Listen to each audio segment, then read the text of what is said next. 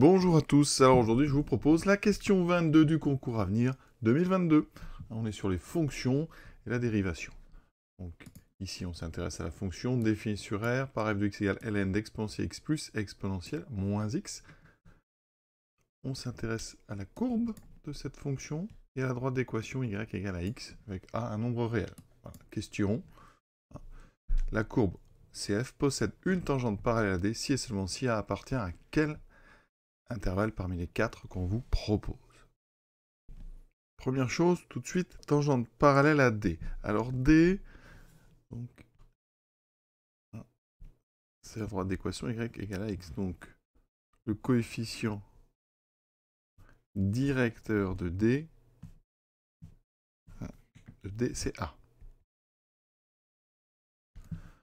Or, on cherche une tangente parallèle à A. Donc, on va l'appeler T. T est une tangente parallèle donc à D. Eh bien ça équivaut à avoir le fait que les deux coefficients directeurs sont égaux. Donc, le coef de cette tangente T qu'on cherche, eh bien, il doit être égal à petit a. D'accord? Donc, maintenant, eh bien, rappelons-nous, coefficient directeur d'une tangente, c'est le nombre dérivé. Ça veut dire qu'ici, on cherche des réels x, tels que le... Donc, en x, la tangente est pour coefficient directeur petit a, donc on cherche des réels x tels que f' de x égale à petit a. Donc, on calcule f'. Alors, f a pour expression ln d'exponentielle x plus exponentielle moins x. Donc je dérive. Pour cela, j'utilise la dérivée d'une composée ln de u, qui est u' sur u. Alors on peut le faire si u est dérivable et non nul, ce qui est bien le cas ici. On a une somme de deux exponentielles, d'accord? Donc une somme de deux nombres strictement positifs. f', donc on dérive u, donc on dérive ce qu'il y a dans l'exponentielle, dans le logarithme, donc ça fait dérivée d'exponentielle x, exponentielle x. Dérivée d'exponentielle moins x, c'est moins exponentielle moins x, sur exponentielle x plus exponentielle moins x. D'accord? Donc, on résout exponentielle x moins exponentielle moins x sur exponentielle x plus exponentielle moins x égale petit a. Pas évident, hein, j'avoue.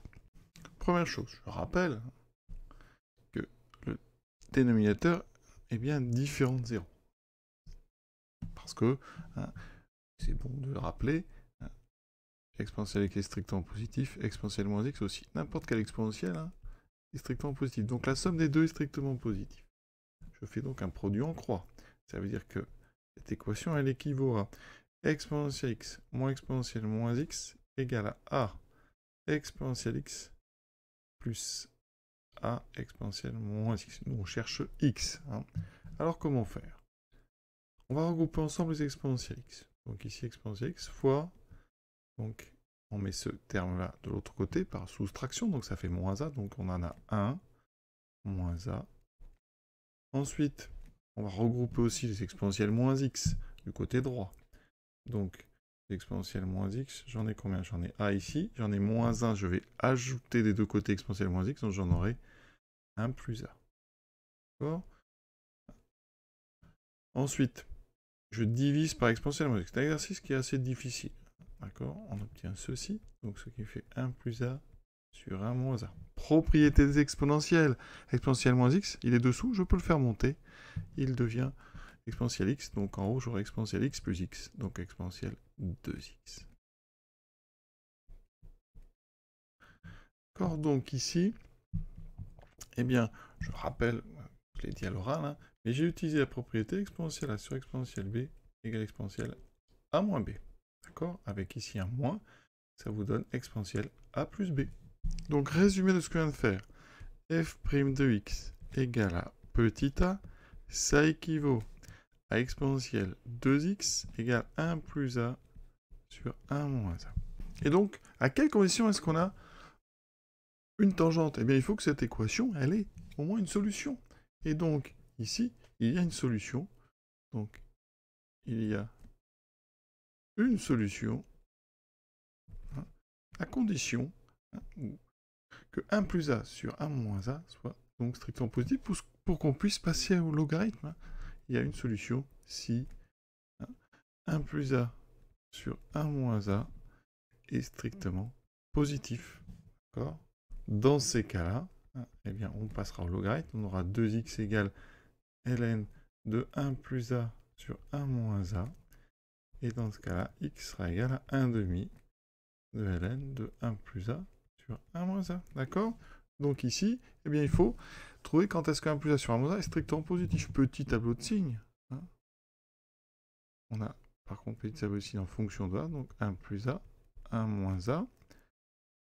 Donc 1 plus a, eh bien, c'est une fonction affine croissante qui s'annule quand a égale à moins 1.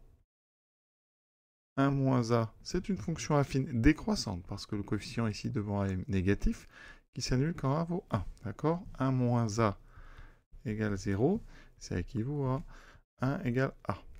Donc, j'ai deux valeurs intéressantes. Voilà. J'indique les signes. 1 plus a, donc s'annulant moins 1, elle est croissante.